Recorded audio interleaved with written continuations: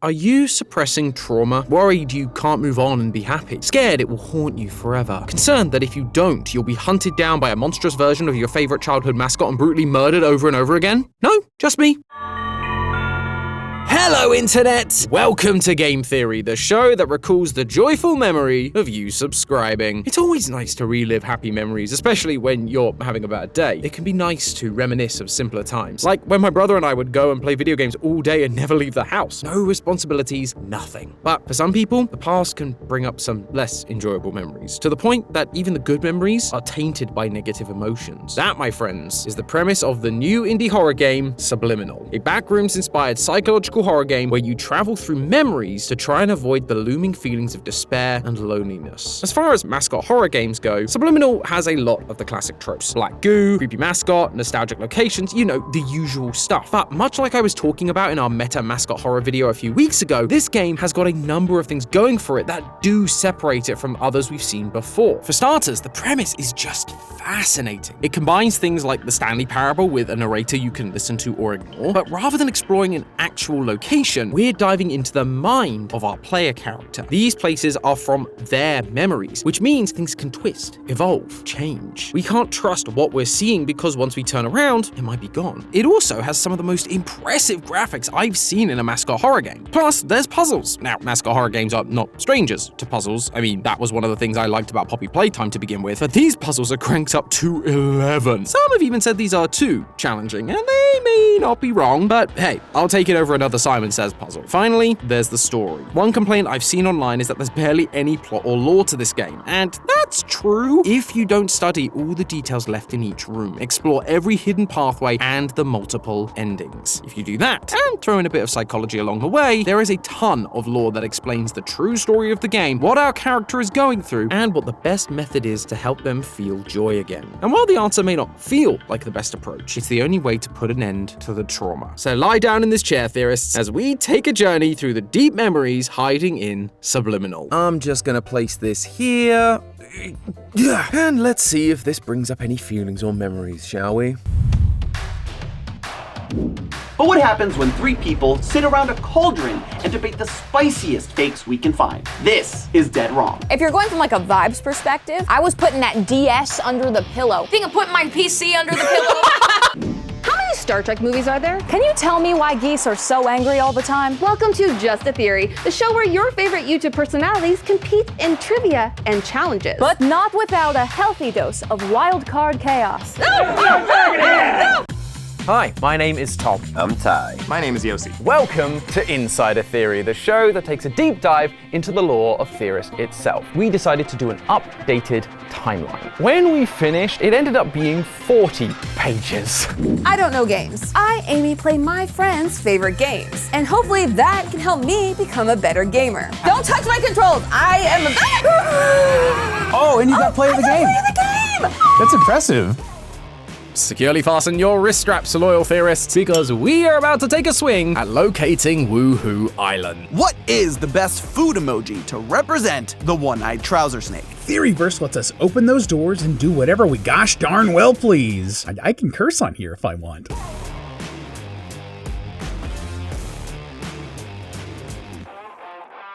That's right, we're launching the Theoryverse, our brand new fan society with a ton of new shows, ad-free episodes, and it also gives us a chance to make exclusive theories where we don't have to worry about relevance or algorithms, just stuff that we're passionate about. Things like, where is Woohoo Island? How much hair is Bayonetta's outfit actually made of? And one, let's call it not safe for work game that you guys have been begging me to cover over on the subreddit. Don't worry, nothing on YouTube is going to change. This stuff will always be free and we're going to keep uploading as usual. The Theoryverse is all extra stuff, and it will all be for the price of a cup of coffee. So enter the Theoryverse with us on May 23rd. I'm so excited for you to see what we've been cooking up. Wait, was that the right tape? Oh, I'm so sorry. Just let me find...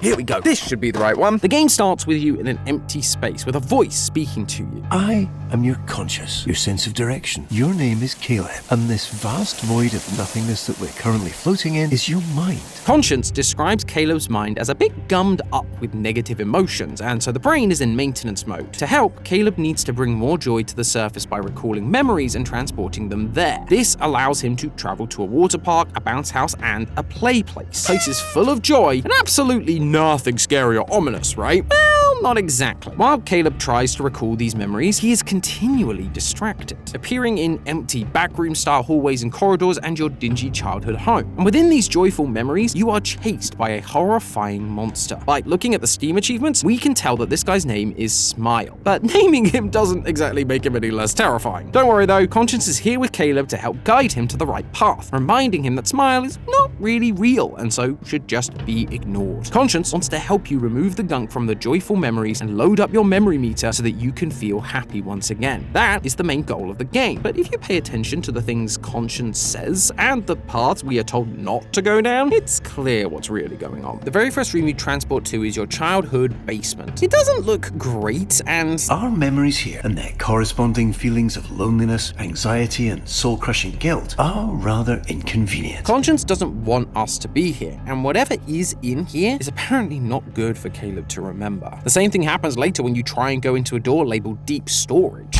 Caleb, please, no, not there. This isn't where we need to go. But if you ignore Conscience and go through the door, you can see black streaks across the floor. And the further into Deep Storage you go, the more of this black goo there is. Oh, rotten. There's no real danger to it, of course, but it is unfortunately quite unpleasant. Certainly not the kind of thing we want crowding this lovely memory. Black goo seems to be Caleb's negative emotions that Conscience wants to remove so that we can be filled with joy again. The fact that Deep Storage has it all over the walls tells us that there's something in here that Conscience wants Caleb to forget. Something deep in the recesses of Caleb's mind that is causing his mind to be gummed up. And after our first encounter with Smile, Conscience gives us a clue as to what that might be. After running into Smile in the play place, we get distracted and go on a bit of a detour. Once we get back on track, Conscience addresses the issue with Smile. These intrusive thoughts and their accompanying feelings of loneliness, guilt, and existential dread are in fact not real and bear no truth or substance whatsoever. This is the same thing Conscience said when Caleb recalled the memory of his childhood basement. Feelings of guilt and loneliness. This is what has Caleb's brain going into maintenance mode. Something in Caleb's past, in his deep memory, is affecting his mental state. His trauma has manifested in Smile, and every memory is now tainted by the trauma that haunts him. Which is why Conscience is trying to make you ignore Smile, to not go down the paths and bring up these traumatic memories, and to try and focus on the joyful ones. Conscience is healing Caleb of childhood trauma. Studies have found that by recalling autobiographical positive memories, it lowered cortisol levels, reduced stress, and improved mood if you were feeling sad. However, while this sounds like a good idea in theory, in psychology theory, the problem is brains are complex, and the memories of joy that Caleb has at the water park, play place, and bounce house are not isolated just as joy. Memories are accompanied by context. How old Caleb might have been, why was he there, and who was he there with? This brings those memories and the ones attached to them, good or bad, to our mind as well. But there is some hope for this method of dealing with trauma. The brain is able to train itself to focus on the positive parts of a negative memory, allowing the brain to essentially update the emotional tone of that memory. This can be done by deliberately ignoring the negative parts of the memory, which is exactly what Conscience is trying to get Caleb to do. When Smile appears, we are told to just ignore it. And if you don't look directly at Smile in the play place, they disappear and a different path is opened up. Studies even show that the prefrontal cortex can send stop signals to reduce hippocampal retrieval. Essentially, our brains can suppress the unwanted memories so much that we reduce the ability to even retrieve them. This is what is going on in Deep Storage. Caleb has managed to push down this trauma into parts of his mind where he can't easily retrieve it. And Conscience wants to keep it that way. By ignoring it and focusing on the joy, we are doing this update, removing the painful parts. I just want to be happy. But as we see, no matter how hard they try to suppress it, Caleb keeps recalling these negative memories. So perhaps this approach of avoidance, while documented as possibly working, may not be the best approach for dealing with with Caleb's specific trauma. Thankfully, Caleb does explore other options throughout the game, and when he does, we see how each one leads to different results regarding his mental health. Another set of studies show that by fixating and ruminating on negative traumatic experiences, it can exaggerate them and cause anxiety and guilt to worsen. We see this happen in the ending titled Rotten. We've established that this muck is the negative memories and the trauma that plagues Caleb's joy-filled moments, which is why conscience advises us to avoid following the paths covered with it. But if you go full Stanley Parable, ignore conscience, and go down one of these routes, Caleb uses a TV to transport himself back to his childhood home. And as you explore, Smile is lurking behind the door, triggering an intense game where intrusive thoughts are frantically knocking on the doors around the house. It becomes progressively harder to keep all the doors closed and keep the lights on. More black goo appears and conscience gets more aggressive towards you. No!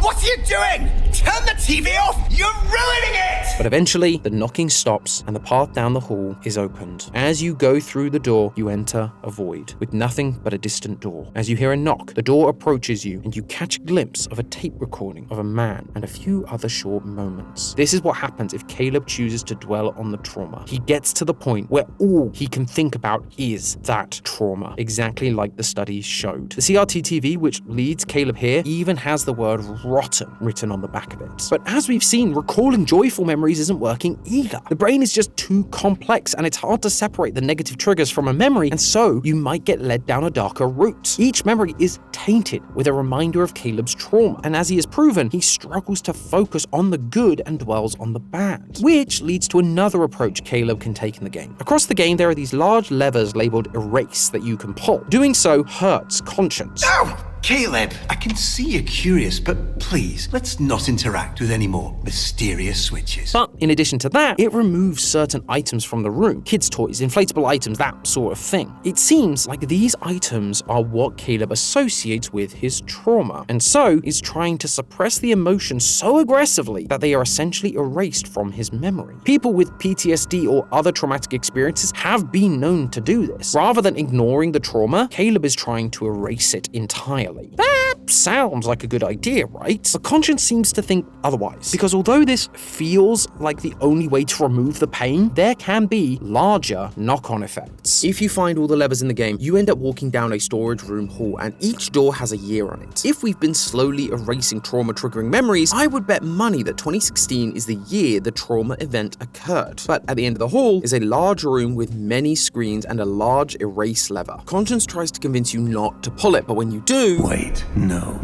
not everything. Please, Caleb, this isn't what I meant. I can find another way. I can. Please, no! And the screen goes black. Some studies have found that for people who suffer from PTSD, their general memory has been affected by their desire to suppress the negative ones. Remember, the brain is complex and memories are intertwined. One is associated with another, and by suppressing one, you may suppress all the others associated with it, resulting in long-term memory issues and even amnesia. Caleb's attempt to forget the trauma is leading to him losing his entire memory. So that option is a bust too, but that leaves us with one more ending. Into the pit. You get this ending if you play the game regularly, following Conscience's advice and don't venture down any secret paths. After continually becoming distracted by Smile, Conscience decides the only way to stop this distraction is to dispose of it completely. You send Smile down a shaft, and now you can return to the joyful memories and continue your mission of being happy. But when you open the door, it's bricked up. Not like that, get your mind out of the gutter. Anyway, Conscience gets pretty mad at this point. No. This can't be right. I've done everything right. I've corrected everything you've messed up, every mistake, every misdirection, every distraction you've entertained. I fixed it all! Why do you insist on defying me? We're just trying our best, man. While Conscience tries to figure out a way back to the joy-filled memories, Caleb goes his own way, wading through webs of black goo until he finds himself in a large space with conveyor belts everywhere and fragments of other memories, chairs, wardrobes, washing machines, TVs. As Caleb goes through here, we hear Conscience in the distance yelling, Caleb, stop! There's nothing for you here! But as Caleb explores deeper, Smile appears, and the chase sequence ends with them catching Caleb and attacking. Now, this ending might seem vague, but there is a lot to unpack here, starting with the brick wall. Despite Conscience being in charge here, there seems to be another force at play, blocking the path Conscience is so dead set on following. And in the mind, there is something that can take executive control without the conscience being aware, and that is the unconscious. The unconscious mind consists of mental processes occurring outside of awareness. It's a place where random things are recalled in an unorganized manner, known as implicit memory. Stuff just gets recalled involuntarily when met with certain stimuli. In fact, 95% of our brain is driven by the unconscious mind. The space that we travel to is littered with random items on conveyor belts from other memories, like trees from the play place, a couch from the house, and a water slide. It's not organized in a space, it's just scattered everywhere. This is the unconscious part of Caleb's mind, and that is what is blocking the way to the good memories. And it's why Smile is still down here despite the fact we disposed of them. Memories can't just be easily erased as they are in the game. What really happens is the more we suppress a memory, the memory becomes less consciously available, but it still leaves traces that influence thought, emotion, or later perception within the unconscious mind. So when we disposed of Smile, they weren't gone completely, but have ended up in the unconscious mind. And the unconscious mind is now taking control and forcing Caleb to access the suppressed trauma and address it head on. But that can't end well, right? Choosing to dwell on the trauma ended up making things worse in the rotten ending, and that's true, but there's a nuance between this approach and the rotten ending. In the rotten ending, Caleb is ruminating on the trauma. Ruminating is described as deeply thinking about something, but Into the Pit is different. This approach is something doctors actually do with trauma victims. Rather than teaching them to forget trauma, knowing that may never happen, they use exposure-based therapies. You see, avoidance helps keep trauma alive, but confronting it in a way that doesn't dwell on the feelings surrounding the trauma can actually heal the person's mental health. Scientists have done this by bringing up patients' deeply suppressed memories so that the trauma can be fully understood and dealt with, rather than only remembering fragments. And the patients that have gone through this method have found that bringing suppressed trauma into memory actually allows them to function better. This is what Caleb is doing in this ending, and there is one piece of evidence that proves definitively that this ending is the canon ending, and that's the load screen. There, you can load up specific save points of the game, and you are shown the path and how different choices lead different ways. The Into the Pit ending is the only ending memory that has an arrow continuing forward towards chapter 2. And the reason this is the only way to continue the game is because it's the only way Caleb can truly move on and feel joy again, by facing trauma, bringing back suppressed memories, and dealing with it. But I have one last surprise for you theorists, because despite all this analysis, we still don't know what Caleb's trauma is. We've seen black goo and scary monsters, it's clearly related to his childhood, and we know it took place sometime in 2016. But other than that, it's just vague trauma. However, I am certain that we can figure it out thanks to small fragments in each location, starting with the first room, your childhood basement. There's a mini fridge where you could spell out your name and look inside, but there are some more red letters around the room. Putting them on the fridge helps to spell the name Lily, which makes black goo appear all over the inside of the fridge. So Lily is likely the source of the trauma. But Conscience said this room is associated with loneliness. If Lily is part of this room, which we can see from the blackboard that says C and L, Caleb and Lily, she was probably another child in our lives, a sister maybe. Throughout the game, we see two silhouettes of children running around. This is Caleb and Lily. But these feelings of loneliness must be because she is no longer here. If you go through the deep storage room, you'll still end up at the play place. But there is a noticeable difference in something Conscience says. When you meet a balloon called Walter, he is described as an integral and fundamental part of our childhood. In a moment, you'll get to actually hold him again. But this reaction changes if you travel through deep storage and begin to remember your traumatic memories. Now, when meeting Walter, Conscience says, "You'll get to actually hold her." Excuse me. Let's move on. Walter isn't just a representation of our joy, it also represents Lily. Every time we see red stuff, it has to do with Lily. Back in deep storage, you find a door with red text over it that says Lily. Go into the room and you'll be thrown out, only to hear a girl crying, and a TV is thrown out of the room too. All of the memories Conscience wants Caleb to avoid end up having something to do with this girl Lily. She is the reason our mind is gummed up. At first I figured Lily has died by some evil evil force and Caleb is grieving the loss because, you know, it's an indie horror game. But there are some other clues that suggest something else is going on here. The first is, once again, in deep storage. When you exit the elevator, there's a loud banging on the door. What did you do? What did you do? This suggests Caleb is responsible for the trauma he's feeling, and Conscience confirms this when we enter our basement. Our memories here and their corresponding feelings of loneliness, anxiety, and soul-crushing guilt are rather inconvenient. He says soul-crushing guilt, and as we've already established, this is where Caleb and Lily were together. Based on how deep this trauma goes, Lily is likely dead, but it is Caleb that is responsible for it, or at least he believes he is. This is the root of Caleb's trauma, and the reason he can't escape it is because Lily was such an important part of his childhood, and it was his fault this happened. We even know where it happened thanks to Smile. We first encounter Smile in the play place, and when we do, Conscience reminds us these intrusive thoughts and their accompanying feelings of loneliness, guilt, and existential dread are in fact not real. Smile is also associated with Caleb's feelings of guilt. But if you look around the play place and the bounce house, you will find pictures of something else. A cuddly character with a big smile. This is the actual Smile character. But Caleb's mind has twisted it into a more monstrous version because it's here that the Lily incident occurred. While other memories that remind Caleb of Lily have muck in them, the play place has a literal monster of guilt manifested, which is why Smile only appears in the play place and the bounce house. Something happened here in 2016. Maybe Caleb and her got into a fight. Maybe he pushed Lily too hard and she fell. Admittedly, that's conjecture. The specifics are unclear. But what I am sure about is that even if he meant to push her or even hurt her, he didn't mean for her to lose her life because of it. But I'm sure we'll get to learn all about that as we dive deeper into Caleb's unconscious mind in Chapter 2. But hey, that's just a theory. A game theory! Thanks for watching. World premiere on Game Theory. Eventually, we will see mascot horror die off. Well, I called it.